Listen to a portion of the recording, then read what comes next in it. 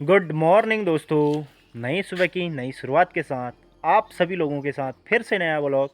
और आज के ब्लॉग में दोस्तों हम कुछ घर की ही दिनचर्या आप लोगों को दिखाना चाहेंगे और किस तरीके का आज का मौसम जो है लगातार बन रहा है, तो आप लोगों को उससे भी रूबरू कराएंगे। तो बने रहिए आप हमारे साथ। सुबह मौसम ठीक ठाक रहता है तो शाम के टाइम बेहिसाब बारिश हो जा रही है और जिससे कई सारी रोडों में मलबे भी आ चुके हैं और नाली न बनने की वजह से पूरी रोडें फिर से वही स्थिति में पहुंच जा रही हैं जो पहले थी। और कुछ इस तरीके का मौसम आज जो चल रहा है मैं आप लोगों को दिखा रहा हूं। तो दोस्तों सबसे मेन तो ये है कि कुछ समय पहले जो जंगलों में भीषण आग लग गई थी और आग लगने के बावजूद कम से कम थोड़ा सा बारिश की वजह से एक हरियाली की और फिर से हरियाली अपना मुंह मोड़ चुकी है। और आप देख पा रहे होंगे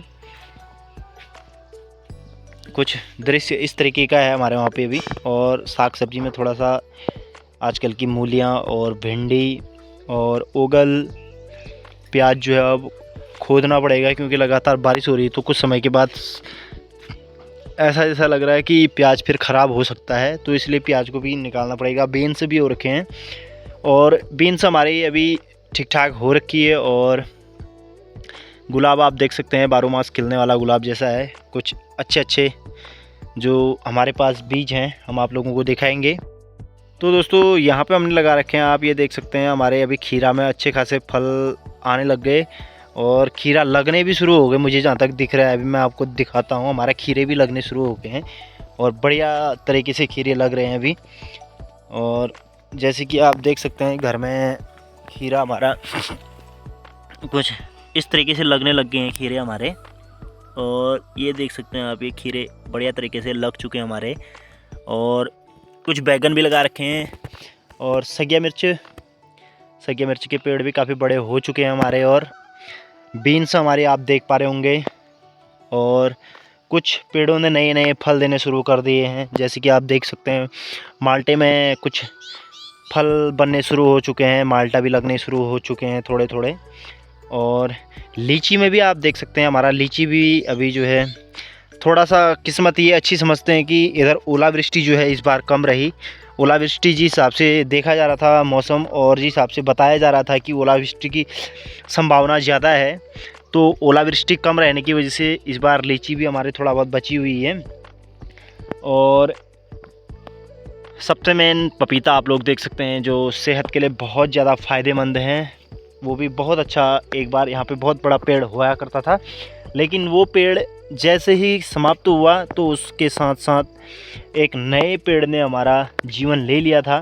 तो इसकी देखभाल की हमने और देखभाल करने के बावजूद बढ़िया तरीके से हमें फिर से वही फल खाने को मिलेगा। और देख सकते हैं आप कोहरा कुछ इस तरीके से आज आया हुआ है। गांव से काफ़ी नीचे, अभी लगभग 3 किलोमीटर नीचे है ये कोहरा और गांव पर पहुंचने तक शायद कोहरा समाप्त हो जाएगा। और मौसम कुछ इस तरीके का है आप देख सकते हैं।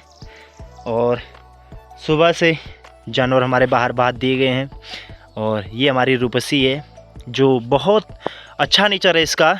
और नेचर इतना गुणवान कि मानो इसको कितनी ज़्यादा भूख भी लगी रहती है तो ये आवाज़ नहीं करती, बिल्कुल शांत स्वभाव का इसका नेचर है।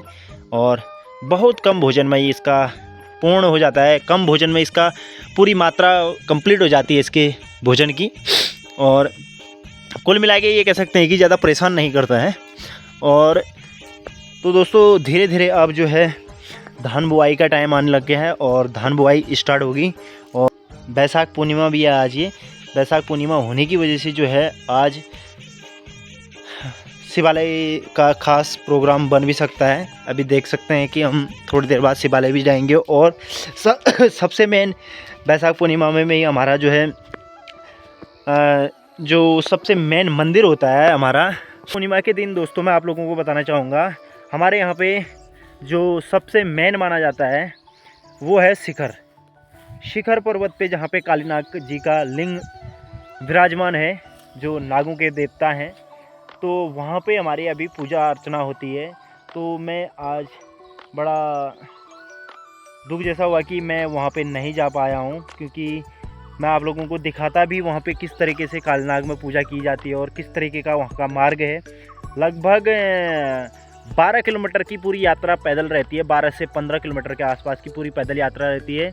सुबह 5:30-6 बजे यहाँ से अगर हम सफ़र करें तो हमारा सफ़र लगभग 12 बजे कंप्लीट होता है। और 12 बजे मंदिर में पहुँचने के बाद पूजा अर्चना की जाती है और सभी लोग अपने अपने बैगों में अपना अपना भोजन पैक करके ले जाते हैं, क्योंकि वहाँ पे भोजन की व्यवस्था नहीं हो पाती, क्योंकि वहाँ पे सारे बर्तन जो है लोहे के वर्जित हैं। तांबे के बर्तनों में जो है भोजन बनाया जाता है। और भोजन के तौर पे वहाँ पे सबसे मेन दूध जुन्याल जिसको बोलते हैं, दूध और चावल का मिक्स बना के जो बनाया जाता है वही हमें मिलता है। और दूसरा सबसे मेन ये है कि उसमें खीर भी बनाई जाती है। तो खीर के तौर पे थोड़ा थोड़ा सा आप लोगों को खीर मिल जाएगा। और उसके साथ आपको दूध जुन्याल मिलती है जो आप घर से लेके जाते हैं दूध चढ़ाने के लिए।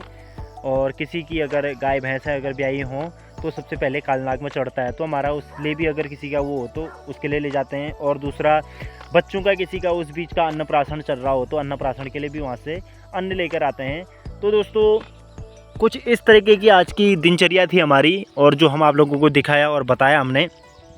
और मौसम कुछ अलग रुख बदल दे रहा है शाम शाम के टाइम पे, और फर्स्ट क्लास धान बुआई का टाइम आ चुका है। मैं आप लोगों को फिर से दिखाऊंगा कि किस तरीके से हमारे वहाँ ट्रैक्टर से जुताई और ये कार्यक्रम चलता है।